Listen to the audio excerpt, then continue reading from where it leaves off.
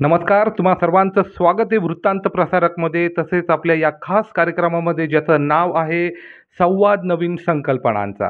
आज आपण लोणावळ्यातील जे सार्वत्रिक निवडणूक जे चाललेले आहेत त्याच्यामध्ये प्रामुख्याने प्रभाग क्रमांक 4 चे उमेदवार रजनीकांत उर्फ बाबू यंदे, तुमचं स्वागत आहे आपल्या चॅनलमध्ये. नमस्कार. मी पहिले वृत्तांत प्रसारक यांचा आभारी आहे की त्यांनी माझी मुलाखतीसाठी आज आले. तर तुम्हाला प्रभाग क्रमांक 4 ची ही जी उमेदवारी जी जाहीर झालेली आहे, तुमचे विजन काय? काय तुम्हाला काय वाटतं? प्रथमतः सांगतो, मी मावळाचे लोकप्रिय आमदार सुनील शेळके यांच्या मार्गदर्शनाखाली प्रभाग क्रमांक 4 ब मधून सर्वसाधारण जागेकरिता माजी राष्ट्रवादी काँग्रेस पक्षाकडून अधिकृत उमेदवार आहे मी. बर. आणि माझं चिन्ह हे घड्याळ आहे. हो हो. प्रामुख्याने आपण बघतो की प्रभाग क्रमांक 4 हा जो वार्ड आहे हा खूप थोडासा अवघडच असा म्हटला जातो बरं का. तुम्हाला याच्यावरती काम करताना जसं की आपला हा जो इंटरव्ह्यू होण्या अगोदर आपलं हे जे पॉडकास्ट आपण करायच्या अगोदर तुम्ही जे म्हणजे तुमचा जो अभ्यास चाललेला मला बघितलं की थोडासा हा टफ जाणार आहे, पण खात्री वाटते की तुम्ही याच्यातनं पण एक मार्ग मोकळा काढणार आहे. तर तुमचं या ठिकाणी असं विजन काय, म्हणजे तुम्हाला काय करूशी वाटतं का प्रभाग क्रमांक 4 मधील नागरिकांसाठी? आता अडचण काय आहे प्रभाग क्रमांक 4 ची मेन, की इथे सध्या 70% लोक हे राहतच नाही. हो, हो, हा हो. रेल्वे भाग असल्यामुळे काय झालं, लोक बरोबर. रिटायर झाले, ते बाहेर कुठे घर म्हणजे ठीक आहे आसपास आहे आपल्या बरोबर, लोणावळ्याच्या बरोबर. कुसगाव, तिथे कुसगाववाडी, भांगरवाडी अशा आसपास आहे. हो, हो, पण हो. माझं काय झालं 2011 पासून इथे माझे मामा समजा नगरसेवक होते, हो. तर मी काम करत होते, सगळे संपर्कात आहेत माझ्या. बरोबर, अगदी बरोबर.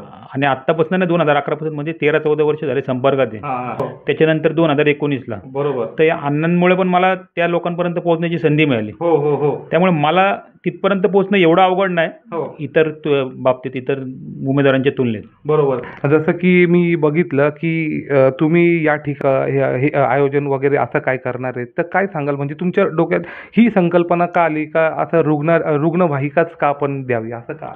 अडचण इथे काय आहे, म्हणजे रेल्वे कॉलनीच्या सहसा जे आपण बोलतो की नाही का, ज्या सुविधा असतात बरोबर. नगरपालिकेमार्फत येतात, बरोबर, त्या बरोबर. सुविधांचं इथे तसं पाहिलं तर फक्त 20% भागच आहे की तिथे आपण नगरपालिकेच्या सुविधा देऊ शकतो. हो. इतर ज्या बाकीच्या गोष्टी आहेत की तिथे सगळं रेल्वेच आहे. बरोबर. म्हणजे रेल्वे रस्ता करते किंवा सगळं रेल्वेच्या अंडर असतं. तिथे आपल्या नगरपालिकेचा एवढा का हस्तक्षेप करता येत नाही. बरोबर. हो. पण तिथे 20% भाग आहे की त्यांना तर आहे नगरपालिकेची गरज. बरोबर. पण इतर जे आहेत तिथे जे लोक आता समजा आलेत राहिला, हं. तर त्यांच्या दृष्टीने समजा नगरपालिका सोडून इतर भरपूर आहेत बरोबर. की समजा आपण आरोग्यांचं काहीतरी रुग्णवाहिका झाली, कारण की काय होतं तिथे शेवटी मेडिकली सगळ्यांनाच प्रॉब्लेम असतो. करेक्ट.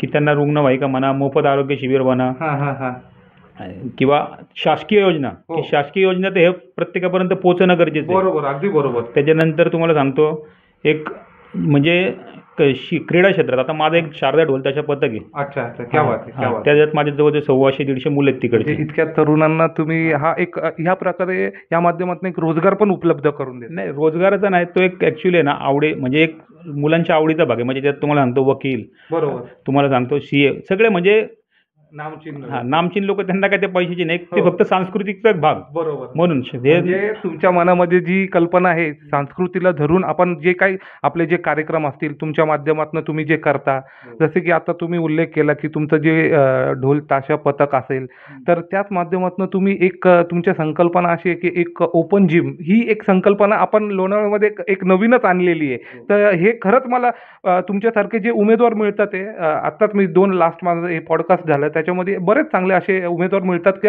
अशा काय नवीन हे जे तरुण नवीन येतात ते नवीन काहीतरी संकल्पना घेऊन येतात. तर ह्या ओपन जिम बद्दल काय ऐकायला आवडेल आपल्याला? ओपन जिमचं काय, आता काय होतं, माझं एक विजन आहे. हो. माझं स्वतःला कधी मी व्यसनाच्या आहारी नाही गेलो, तर बरोबर. माझ्या बरोबर फिरणारे लोक पण असेल त्यांनी व्यसनाच्या आहारी जाऊ नये. बरोबर. आणि त्यांच्यासाठी माझं एक उद्दिष्ट, आता एक जे ढोलताशा पथक आहे ह्याच्यामार्फत तर आमचं एक चांगलं हे झालंय. त्याच्यानंतर तुम्हाला सांगतो एक ओपन जिम की शरीराकडे, आज शरीर चांगलं तर सगळं चांगलं. बरोबर, अगदी बरोबर. शरीराशिवाय काहीच नाहीये. हो. मी स्वतः त्या गोष्टीचं की मी शरीराला सर्वात पहिलं प्राधान्य हो देतो. हो हो. आणि दुसरं राहिलं, मी मुख्यतः सॉरी तुम्हाला थांबवतो मी. मी मुख्यतः तुमची एक गोष्ट मला सांगायला आवडेल की तुम्ही जेव्हा तुम्ही जिमला जाता तुमचा टायमिंग जो एकदम परफेक्ट असतो, म्हणजे त्या वेळेत तुमचं दुसरं जरी जर काही काम असलं तर तुम्ही ते सोडून तुम्ही जिमला प्रथम त्याला दर्जा देता, त्याला वेळ देता तुम्ही. मग हे कसं काय तुम्हाला जमतं? कारण तुमचा कामाचा पण ओढा तुमच्याकडे जास्त आहे आणि यातनं पण वेळ काढून आपल्या शरीराला तुम्ही वेळ देता, तर ते कसं काय? आता मी जवळ-जवळ आहे ना जिमसाठी 1 तास देतोच हो. दररोज. हो. फक्त हे आता 1 महिना झाला, की मला इलेक्शनच्या धावपळीमुळे जमत नाहीये. बरोबर, बरोबर. एवढीच माझी अडचण आहे. हं, हं. बाकी शरीराला मी प्रथमतः म्हणजे जातोच. बरोबर, 1 बरोबर. तास देतोच वेळ हां, हां. आणि ते द्यावाच. बरोबर, बरोबर. आपल्याला जर आजारापासून दूर राहायचं असेल, तर शारीरिक आपल्याला व्यायामाची गरज आहेच. अगदी बरोबर, बरोबर. मला मुख्य दुसऱ्या प्रश्नाकडे वळायचंय, की तुम्ही हा जो महिलांसाठी बचत गट असेल, तर ही संकल्पना याच्यावरती काय सांगाल? आता काय आहे तिकडे मी काय करू शकतो? हं. कारण की मी बोलणार, सगळेजण बोलणार रस्ते, पाणी, लाईट हे हां, बोलणार. ते ते मला common माहिती की ते तिथे Common. मी कॉमन पण नाही आणि तिथे मी वाढत तेवढ्याच म्हणजे तो 20%च भाग आहे आमचा, की ते नगरपालिकेत येतो. बरोबर. त्याच्यासाठी मला की एक महिलांसाठी काय करू शकतो मी, की बरोबर, महिलांसाठी बचत गटामार्फत मी काय रोजगार देऊ हो, शकतो? हो, हो. ह्याचं माझ्याकडे काय आहे, मला अण्णांचं पण वेळोवेळी मार्गदर्शन असतं, बरोबर, की बरोबर. कसं करायचं, काय करायचं. ते मी अण्णांना पण म्हणजे माहिती आहे, की ह्या वॉर्डात आपण काय करू शकतो. बरोबर, बरोबर. दुसरी गोष्ट अजून की मुलं म्हणजे जे आहेत, जे यंग मुलं आहेत, ज्यांचं कॉलेज झालं, त्यांना रोजगार कसा उपलब्ध करून अगदी देऊ. बरोबर. हो. आता काय माझा ॲडव्हर्टायझिंगचा हा माझा एकदम जिव्हाळ्याचा प्रश्न आहे तुम्ही जो काढला, की आपण प्रमुख असं बघतो, की लोणावळ्यामध्ये एक तरुणांसाठी जो रोजगार उपलब्ध करून देणार आहेत किंवा त्यांना एक काय जॉबसाठी अपॉर्च्युनिटी क्रिएट करतायत, तर खरंच खूप चांगलं आहे. आता हे मी सत्य सांगतोय नाही, तुम्हाला, बरोबर आहे, की म्हणजे बरोबर असं आहे. हे नाही नाही, बोलणार. बरोबर आहे. कारण की काय असं जे इंजिनियर, डॉक्टर असतात ह्यांच्यासाठी ठीक आहे, त्यांच्याच जॉब भेटतात त्यांना हो. पुण्याला, मुंबईला. पण हो. इतर काही काय असतं समजा जे ग्रॅज्युएशन झालेले असतात किंवा 12वी झालेले असतात. बरोबर. आता आपल्या इथे काय असतं, जॉबची तशी पाहिली तर म्हणजे इंडस्ट्री एरिया नाहीये. हं, हं, पण हं. तरी पण तुम्हाला सांगतो वेट एन्जॉय सारखा, डेला सारख्या हॉटेल इंडस्ट्रीज आहे, मोठे मोठे म्हणजे नाही का हो, हो. अ, ज्या खाली कंपन्या असतील, हो. कंपन्या, छोट्या मोठ्या कंपन्या आहेत. हं. परत खाली बघितलं तर आपलं Imagic आहे. इमॅजिक आहे. बरोबर. तर आता माझा व्यवसाय आहे ॲडव्हर्टायझिंगचा. बरोबर, हो. माझा ॲडव्हर्टायझिंगचा व्यवसाय असल्यामुळे काय ह्या आपलं सगळ्या क्षेत्र दोघांचं मीडियाचे. ॲडव्हर्टायझिंगचा व्यवसाय असल्यामुळे काय आलं, ह्या ज्या मोठ्या मोठ्या सगळ्या कंपन्या आहेत, हो. ह्या माझ्या सगळ्या मॅनेजरपासून तर मालकापर्यंत सगळ्या बरोबर. संपर्कात आहे. बरोबर, तर बरोबर. माझं पुढचं विजन एकच राहणार आहे, की हां. तुमच्याकडे काय बरोबर. म्हणजे तुमच्याकडे समजा आता जे आपण बोलतो भरती, या कामगारांची भरती आहे. बरोबर. तर त्यांच्याकडे सगळ्याच टोटल जे आहेत अगदी त्या बरोबर. कामगाराची भरती मी तेच माझ्या लोणावळ्यातील किंवा प्रभागातील माझ्या नागरिक- सोशल मीडियावर म्हणा किंवा माझ्या ऑफिसला हे कारण की ही काम मी जेवढी जास्त मी माझ्या वार्डात 5 वर्ष 100 लोक जरी कामाला लावले क्या ना, बात आहे, क्या- तर म्हणजे आज खरंच मला कौतुक करावंसं वाटतं, की एक 100 घरं पण जर तुमच्या माध्यमातून जर घर चालत असेल तर ही खूप असं ह्याला छोट्या गोष्ट नाही, आपण त्याला नाकारता नाही ना.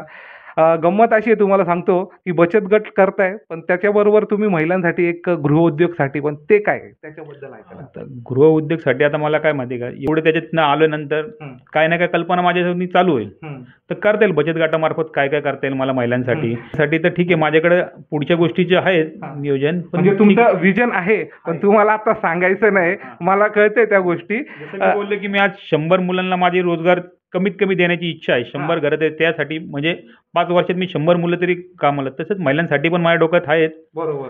की कल्पना ती सांगेल मी पुढे तुम्हाला. आणि जाता जाता तुम्ही तुमच्या प्रभागातील नागरिकांना तसेच माझ्या प्रेक्षकांना काय सांगाल? माझ्या प्रभागातल्या नागरिकांना विनंती आहे की मी आज समजा मला तर माझ्या प्रभागातील जे म्हणजे माझे मतदार आहेत मी पूर्ण परिचयाचा आहे त्यांच्या, की त्यांना माहिती मी कधी पण 24 तास माझा फोन त्यांच्यासाठी अवेलेबल आहे. बरोबर. मी त्यांच्यासाठी अवेलेबल आहे हे प्रत्येकाला माहिती आहे. बरोबर. त्यांना काही नवीन सांगायची गरज नाहीये. हो. आणि मी सहज व्यक्ती भेटणार आहे. हो. म्हणजे माझ्या ऑफिसवर म्हणा, घरमध्ये म्हणा, बरोबर. कधी सहज भेटणार आहे. बरोबर. की सर, त्याच्या- तुम्ही आता मी तुम्हाला कॉल केला आणि तुमचं मला एक खरं ह्या ठिकाणी सांगावं वाटेल, की एका म्हणजे फोन कधीच त्यांचा कट नाही. दुसऱ्या सेकंदाला तुम्हाला फोन बिझी लागला तरी तुम्ही फोन उचलतात. हो, कधी हो. पण कोणाचा पण फोन येऊ दे मला, रात्री पण येऊ दे फोन. हो. मी फोन कधी कोणाचा टाळत नाही, बरोबर. हो. कधीच नाही. बरोबर. इथून मागे पण नाही, इथून पुढे पण नाही. Yes. तर हे होते आपल्यासोबत रजनीकांत यंदे.